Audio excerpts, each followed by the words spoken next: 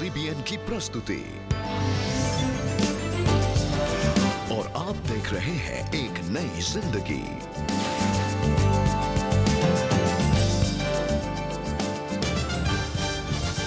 नमस्कार दोस्तों, आपका स्वागत है आज के इस कार्यक्रम में और हम उम्मीद करते हैं कि इस कार्यक्रम से आप काफ़ी आशीष पाएंगे। जी, गुड मॉर्निंग दोस्तों, आपका बहुत बहुत स्वागत है एक नई जिंदगी में। और दोस्तों, आज हम बात कर रहे हैं कि बेचैन मन पर हम लतों से नहीं, यानी एडिक्शन से नहीं, पर प्रभु यीशु मसीह से हम काबू पाएं। जी हाँ दोस्तों, हम सब बेचैनी को अपने जीवन में एक्सपीरियंस करते हैं।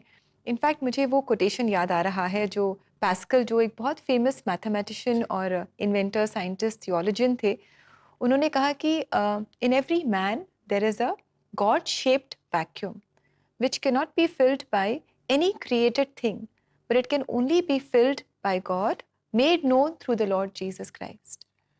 ब्लेस पास्कल का जो ये कोट है बहुत ज़्यादा रेलेवेंट है हमारे लिए। ये बताता है कि हमारे दिलों में, हमारे अंदर एक खोखलापन है, सिर्फ और सिर्फ प्रभु की उपस्थिति से ही पूरा हो सकता है।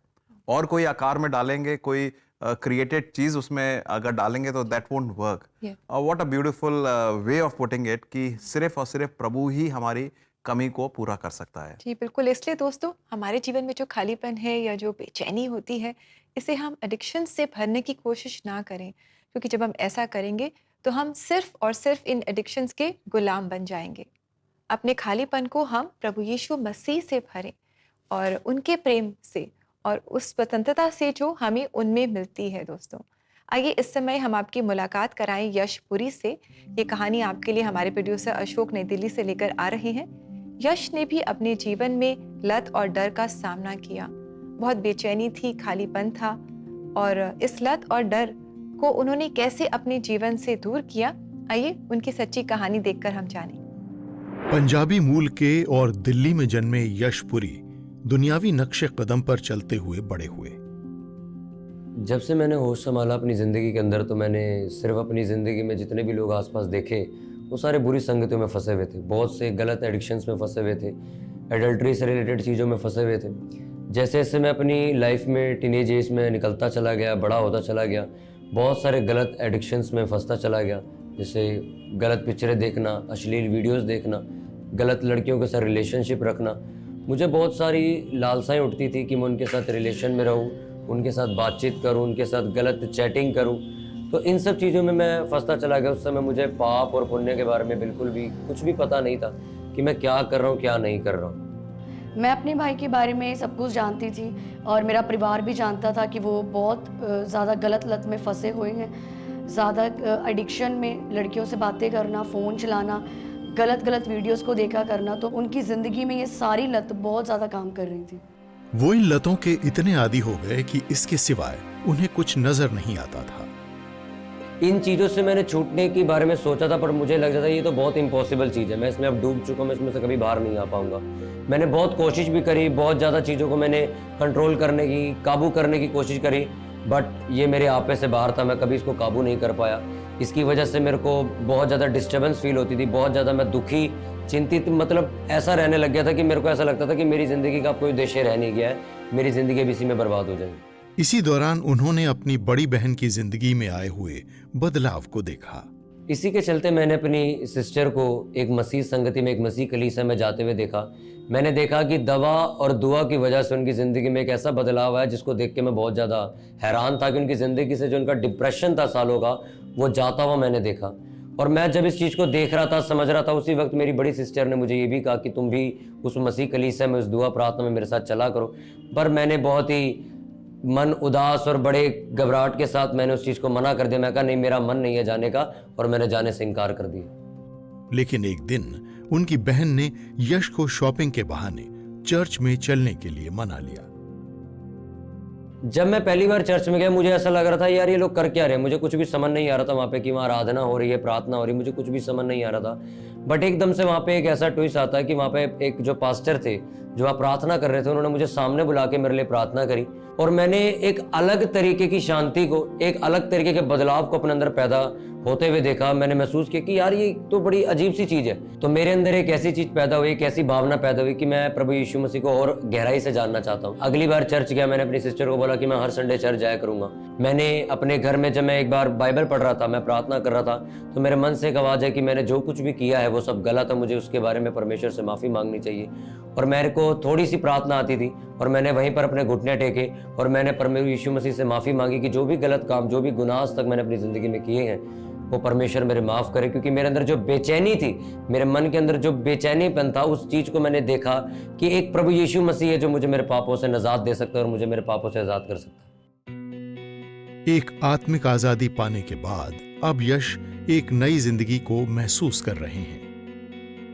और इन्हीं दिनों के चलते मैंने अपनी ज़िंदगी में बहुत सारे बड़े बड़े अनुभवों को देखा, परमेश्वर की अद्भुत शांति को अपनी ज़िंदगी में आते देखा। मैंने देखा मेरी आत्मिक ज़िंदगी, मेरी जो स्पिरिचुअल लाइफ है, जिसके बारे में पहले मैं अनजान था, मुझे कुछ भी नहीं पता था, मैंने देखा कि वो धीरे धीरे एक बढ़ोतरी की ओर जाती चली जा रही है। जैसे जैसे वो मेरे साथ चर्च जाने लगे, मैंने उनकी ज़िंदगी में जो बदलाव देखे वो ये थे कि वो सबसे ज़्यादा जो फ़ोन चलाया करते थे, वीडियोस देखा करते थे, लड़कियों से बातें करते थे, वो सारी चीज़ें कम होने लग गई थी। अब वो अपना सारा समय जो फ़ोन में बर्बाद किया करते थे, अब उन्होंने अपना सारा समय प्रार्थना में देना शुरू किया, बाइबल को पढ़ना शुरू किया। अब उनका पूरी तरह से जीवन बदलना शुरू हो चुका था। मैंने एक वचन बाइबल पढ़ते हुए मेरी ज़िंदगी में, जिस वचन ने बहुत बड़ा कार्य मेरी ज़िंदगी में किया, वो वचन पतरस की पत्री में से था, जिसमें लिखा था कि जिस तरह तुम्हारा बुलाने वाला पवित्र है, उसी तरह तुम भी अपने सारे चाल चल में पवित्र बनो। जैसे ही मैंने इस वचन को सुना, इस वचन को मैंने अपनी बाइबल में पढ़ा, इस वचन की वजह से मेरी ज़िंदगी में एक ऐसा प्रभाव हुआ कि मैं इस वचन को लेकर आगे बढ़ने लगा। मुझे ऐसा लगा ये वचन मेरी ज़िंदगी के लिए है। इस वचन में जो लिखा था कि पवित्र बनो, तुम्हारा बुलाने वाला पवित्र है, तो मैं इस वचन को पढ़ने के बाद एक ऐसे बदलाव में चला गया कि मेरी एक ही ज़िंदगी का मोटिव रह गया था कि मुझे परमेश्वर के लिए अपने आप को पवित्र बना के रखना। इसके बाद यश ने कभी पीछे मुड़कर नहीं देखा और आज अपने जैसे लत में फंस गए युवाओं को अपनी गवाही के द्वारा उनकी जिंदगी में बदलाव ला रहे हैं। तो मैं युवाओं को भी यही, जितने भी मेरी उम्र के लोग मुझे देख रहे हैं, मैं उन सबको भी यही सलाह देना चाहता हूँ कि जिस तरह प्रभु यीशु मसीह ने मेरी ज़िंदगी को बदला है, मैं ये विश्वास करता हूँ कि जिन चीज़ों को मैं इम्पॉसिबल समझता था, नामुमकिन समझता था कि ये जो लत है भाई साहब ये तो छूट ही नहीं सकती, पर आज मैं उनको यही सलाह देना चाहता हूँ कि अगर तुम प्रभु यीशु मसीह पर विश्वास करो, उसके नक्शे कदम पर चलो, उसकी आज्ञाओं को मानो, तो वो तुम्हारी ज़िंदगी को भी बदल सकता है जिस तरह उसने मेरी ज़िंदगी को बदला। Thank you Yash for your story. बाकी जीवन का सफ़र इतना आसान नहीं है, बहुत सारी मुश्किलें आती हैं और कई बार हम इन मुश्किलों में कमज़ोर पड़ जाते हैं और बुरी लतों की ओर हम खिंचे चले जाते हैं। पर हमने जाना है कि प्रभु यीशु मसीह में हम स्वतंत्रता पाते हैं, हर बुराई से, हर पाप से हम स्वतंत्रता पाते हैं।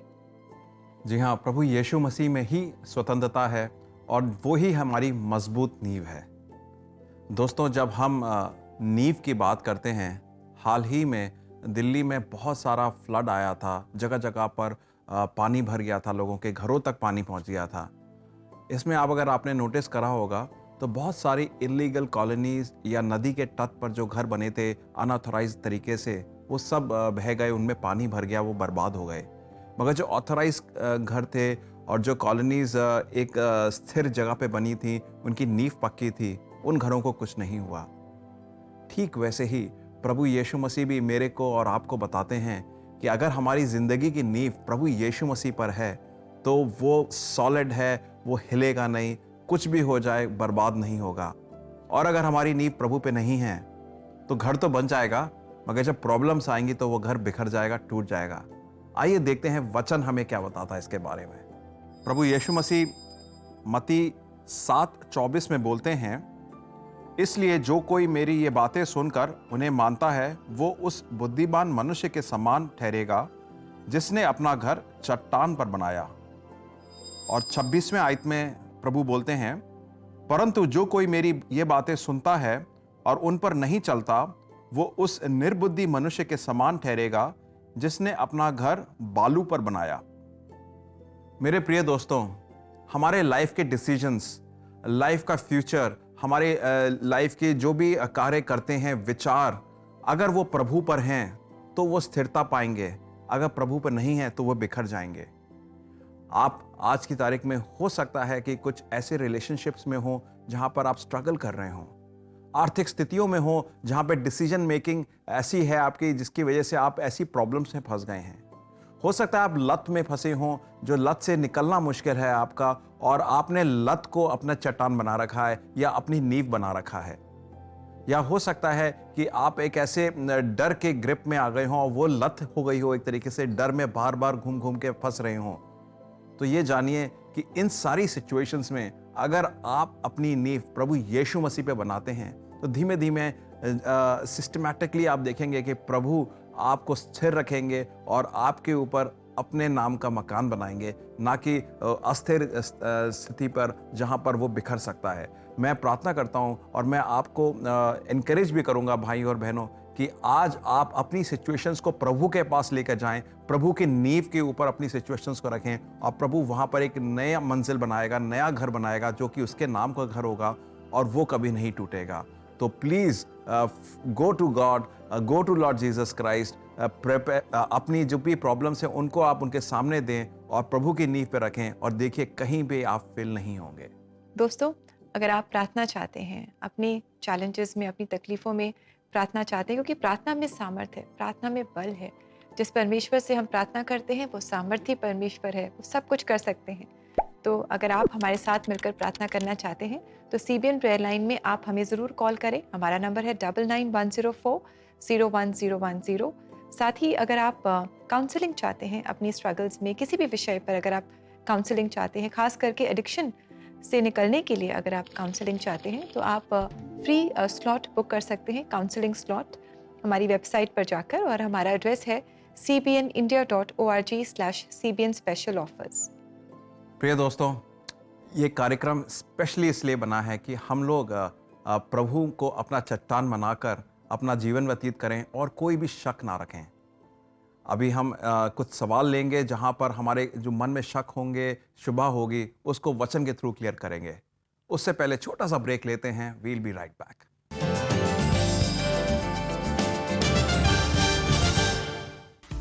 Hey superfans, are you planning to host a kid's birthday party or church event for children? Here's your chance to invite Gizmo! Hey Giz! Superbook's time-traveling robot to take your events to the next level. Gizmo will be there to bring smiles to children's faces as they get a chance to interact, sing, dance and pose for selfie with him. Invite Gizmo for children's events like VBS, camps, prize distribution programs, youth events, fates and so much more. You can also surprise your child on their birthday with a special guest appearance by the adventurous Gizmo, who will be there with warm wishes and hugs. Visit our website cbnindia.org to invite Gizmo. If you are an NGO or an organization that runs children's ministry, please get in touch with us for special discounts. Visit our website cbnindia.org to invite Gizmo.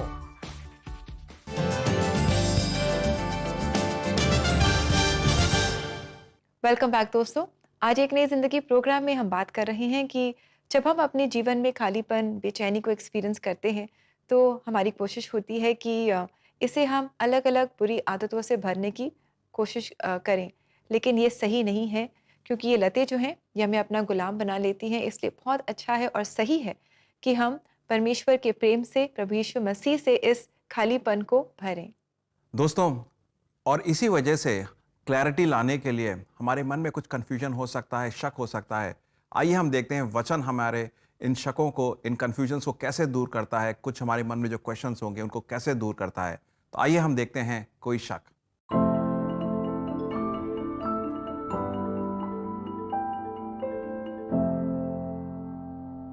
दोस्तों, thank you so much आपके सवालों के लिए जो आप लगातार हमसे पूछते हैं।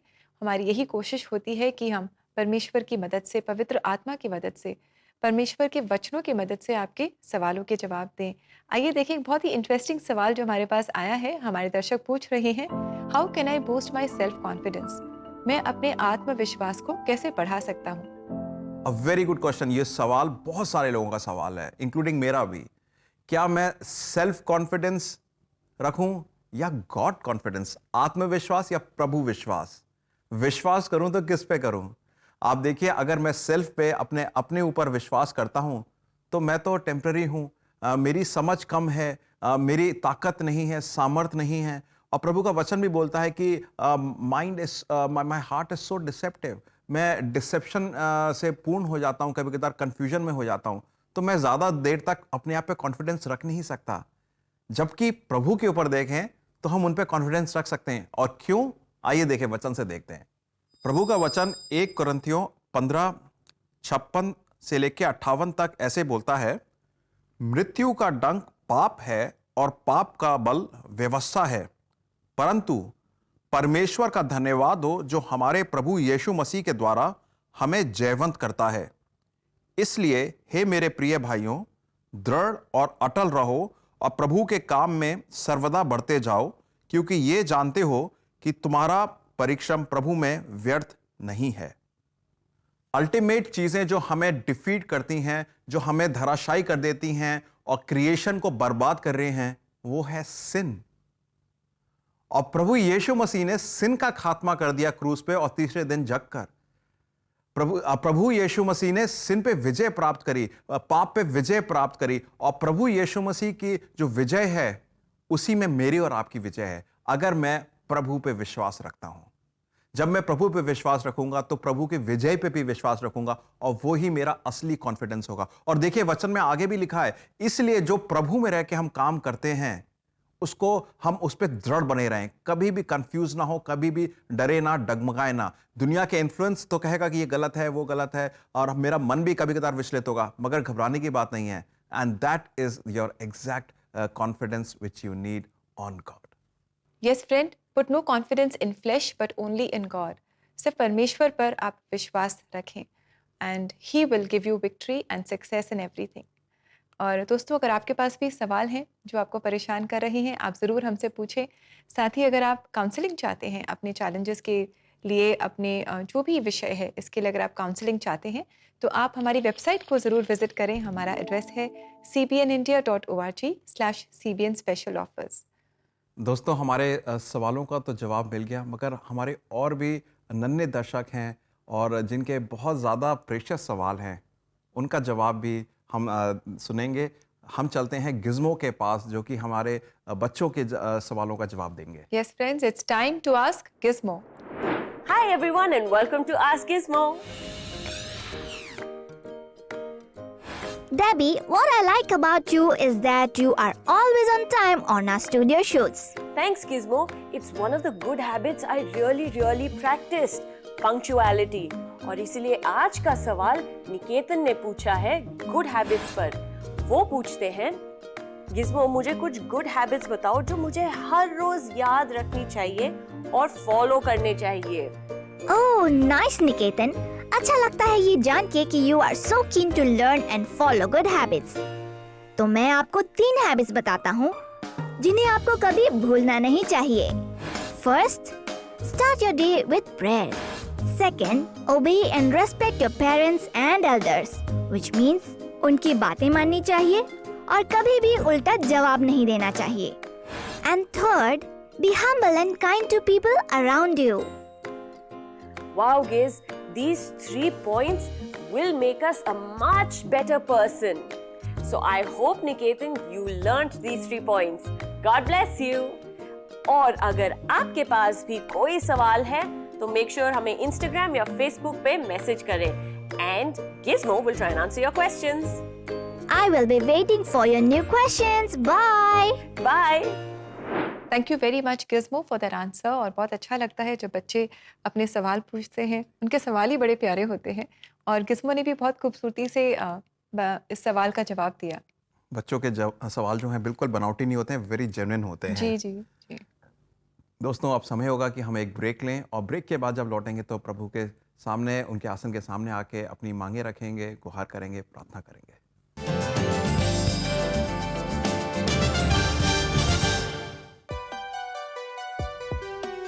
लत दुनिया में लाखों लोगों को प्रभावित करती है। चुपचाप व्यक्तियों को और परिवारों को अपनी गिरफ्त में ले लेती है। ऐसी दुनिया में जिंदगियां खत्म हो जाती हैं, परिवार टूट जाते हैं, सपने बिखर जाते हैं। लत की कोई सीमा नहीं होती। ये सभी उम्र और बैकग्राउंड के लोगों को प्रभावित कर रही है।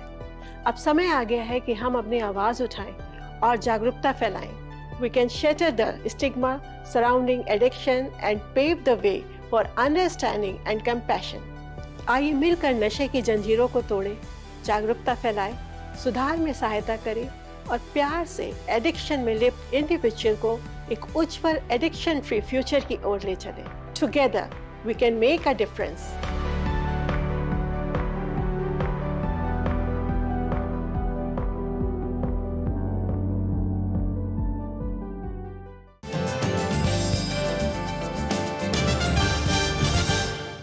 वेलकम बैक दोस्तों। आज एक नई जिंदगी प्रोग्राम में हम जान रहे हैं कि हमारे जीवन में जो खालीपन है, बेचैनी होती है, इसे हमें बुरी आदतों से, बुरी लतों से नहीं भरना है, पर प्रभु यीशु मसीह से भरना है। हमें अपनी जीवन की नींव को प्रभु यीशु मसीह पर स्थापित करना है। यस फ्रेंड्स, और जब हम प्रभु के ऊपर अपनी ज़िंदगी को स्थापित करते हैं तो उसके लिए हम प्रभु के पास आ सकते हैं और गुहार कर सकते हैं कि आप प्रभु, आप हमें अटल बनाएं और अपने ऊपर कायम रखें। आइए हम प्रार्थना करते हैं। परमेश्वर, धन्यवाद देते हैं और ख़ास तौर से आपकी उपस्थिति का धन्यवाद करते हैं और आप जो चट्टान की तरह हमारे लिए मौजूद रहते हैं। प्रभु जी, मैं प्रार्थना करता हूँ आज कि बहुत सारे लोगों के मन विचलित हो रहे हैं, जगह जगह भटक रहे हैं कि वो कौन सा चट्टान है, वो कौन सा स्थिर ज़मीन है जहाँ पर वो अपने जीवन की नींव को कायम कर सकते हैं। और बहुत ज़्यादा झलासे में आए होंगे, कन्फ्यूजन में आए होंगे, जगह जगह जाके उन्हें घर बनाए भी होंगे अपने, मगर हर जगह विफल हुए होंगे। और हो सकता है अब इतने फेलियर्स के बाद वो डर रहे हैं आपके ऊपर अपनी नींव को रखने के लिए। प्रभु जी, मैं प्रार्थना करता हूँ कि मालिक, आप उनके जीवनों में बात करें और बताएं कि आप सच्चे प्रभु हैं, आप विश्वास योग्य प्रभु हैं और आप पे जो नींव बनाएगा कभी निराश नहीं होगा। मालिक, मैं प्रार्थना करता हूँ कि आपके ऊपर नींव बनाने की चेष्टा करें लोग और जानें कि आप सच्चे प्रभु हैं और आपको चखें तो जानें कि आप कितने भले हैं। मालिक प्रभु जी, मैं ये प्रार्थनाएं करता हूँ उन सब की तरफ से जो इस समय स्थिरता की गुहार कर रहे हैं, जो चंगुल में फंसे हैं लतों की और बाहर निकलना चाहते हैं और जिनके घरों में अलग अलग किस्म के क्लेश हैं। प्रभु जी, उनके लिए प्रार्थना करता हूँ कि वहाँ पे शांति कायम हो। ये सारी प्रार्थनाएं प्रभु यीशु मसीह के नाम से मांगते हैं, आमीन। आमीन। दोस्तों, उम्मीद करते हैं कि आप प्रार्थनाओं में शामिल हुए होंगे और आपने प्रभु के सामने गुहार रखी होगी कि प्रभु आपको स्थिरता दें, ना कि दुनिया।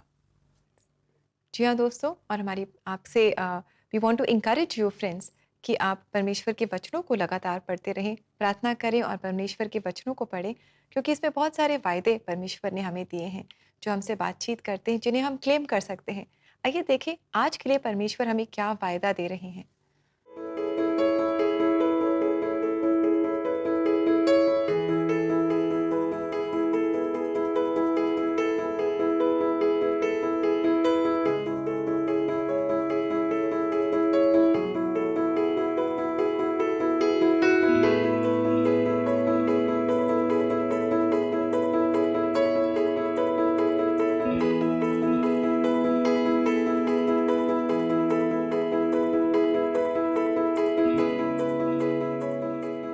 ये बहुत ही खूबसूरत वचन है जिसमें परमेश्वर हमसे कह रहे हैं कि वो हमें शांति देते हैं, अपनी शांति वो हमें देते हैं। ऐसे नहीं जैसे संसार हमें देता है, क्योंकि वो शांति तो पल भर की होती है, बहुत जल्द हम अशांत महसूस करने लग जाते हैं। लेकिन जब हम परमेश्वर से शांति पाते हैं, उनकी शांति पाते हैं, ये ऐसी शांति है कि मुश्किल परिस्थितियों में भी हम शांत रहते हैं। ऐसी शांति जो समझ से परे है। दोस्तों, हमारी प्रार्थना है कि आप प्रभु यीशु मसीह को अपने जीवन में जानेंगे, उनकी माफ़ी को अपने जीवन में जानेंगे, उनके प्रेम और उनकी शांति को आप अपने जीवन में जानेंगे। दोस्तों, आज के कार्यक्रम में हमने देखा कि प्रभु है जो स्थिरता देता है, ना कि दुनिया, क्योंकि दुनिया तो ओझल होती जा रही है। यशपुरी की लाइफ से देखा, उनकी स्टोरी से देखा कि उन्होंने प्रभु में कैसे स्थिरता पाई। प्रभु के वचन से देखा कि प्रभु ही असली चट्टान है जिस पे हम अपना घर बना सकते हैं, ना कि दुनिया की विचारों पर जहाँ पर हमारा घर ढह सकता है। मेरे प्रिय दोस्तों, आज हो सकता है कि आप एक ऐसी अवस्था में हैं जहाँ बहुत असमंजस में हैं। आपने लाइफ में फेलियर्स देखे हैं, आपके बनाए हुए घर, सपने की मंजिलें टूट गई हैं। हो सकता है हम ना समझ पा रहे हो, मगर प्रभु जानता है, प्रभु समझ रहा है और प्रभु आपकी पुकार को सुन रहा है इस समय। मैं प्रार्थना करता हूँ और मैं आपसे गुजारिश करता हूँ कि आप प्रभु में बने रहें, और प्रभु जब आपको पुकारता है तो आप उसी के ऊपर अपना स्थिर मकान बनाएं। दोस्तों, हमारी यही प्रार्थना है कि इस प्रोग्राम ने आपको आज इनकरेज किया होगा और आपने इससे बहुत आशीष पाई होगी। समय है कि हम ले आपसे इजाज़त, और आज हम सुनेंगे ये गीत ए गुनहगार क्यों काफिल, और ये हमारे लिए गा रही है मेथोडिस्ट चर्च श्रीनगर उत्तराखंड की क्वायर। जी हाँ दोस्तों, आप ये गीत सुने, इसका लुत्फ़ उठाएं और ख़ास तौर से इससे आशीष पाएं। और हमें आप दें इजाज़त, हम आपको कल सुबह 6:30 बजे इसी चैनल पर मिलेंगे। तब तक के लिए नमस्कार। नमस्कार and God bless you friends.